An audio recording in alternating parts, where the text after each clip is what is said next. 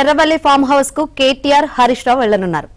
కేసీఆర్ తో కేటీఆర్ హరీష్ రావు సహా ముఖ్య నేతలు భేటీ కానున్నారు. కేసీఆర్ కు కూడా సిట్ నోటీసులు ఇస్తుందని బీఆర్ఎస్ భావిస్తుంది.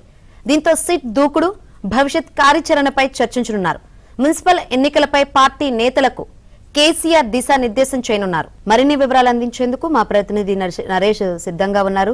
నరేష్, కాసేపట్లో మాజీ ముఖ్యమంత్రి బీఆర్ఎస్ అధినేత కేసీఆర్ దగ్గరకు కేటీఆర్ హరీష్ రావు బీఆర్ఎస్ సంబంధించిన ఇద్దరు కీలక నాయకులు కూడా వెళ్ళబోతున్నారు. సో ఈ ఏదైతే గత 2-3 రోజులుగా 4 రోజులుగా జరుగుతున్న పరిణామాలన్నింటినీ కూడా బీఆర్ఎస్ నాయకత్వం కాస్త ఉక్కిరిబిక్కిరవుతుంది. వరుస విచారణలు, సిట్ నోటీసులతో బీఆర్ఎస్ లో ఏం జరుగుతుందన్న ఆందోళన కాస్త కేడర్లో వెళ్తుంది. ఇందులో భాగంగానే నిన్న ఉదయం నుంచి కూడా సాయంత్రం వరకు సిట్ ఫోన్ ట్యాపింగ్ కేసులో కేటీఆర్ ని విచారించింది. గత 20వ తారీఖు నాడు మంగళవారం నాడు హరీష్ రావును రోజంతా కూడా విచారించిన పరిస్థితి. సో నెక్స్ట్ ఎవరు అన్న చర్చ బీఆర్ఎస్ లో చాలా కీలకంగా జరుగుతుంది. సంతోష్ రావు కావచ్చు, ఏకంగా బీఆర్ఎస్ అధ్యక్షుడు మాజీ ముఖ్యమంత్రి కేసీఆర్ కూడా సిట్ నోటీసులు వస్తాయన్న అనుమానాన్ని బీఆర్ఎస్ నాయకత్వం అనుమానిస్తుంది. ఇదే అంశాన్ని కేటీఆర్ సైతం వ్యక్తపరుస్తారు. సో ఈ నేపథ్యంలోనే ఈ రోజు మధ్యాహ్నం వీళ్ళిద్దరు కూడా కేసీఆర్ తో సమావేశంగా అవుతున్నారు. వీళ్ళతో పాటుగా మరికొందరు ముఖ్య నాయకులు కూడా ఈ సమావేశంలో పాల్గొనే అవకాశం కనిపిస్తుంది.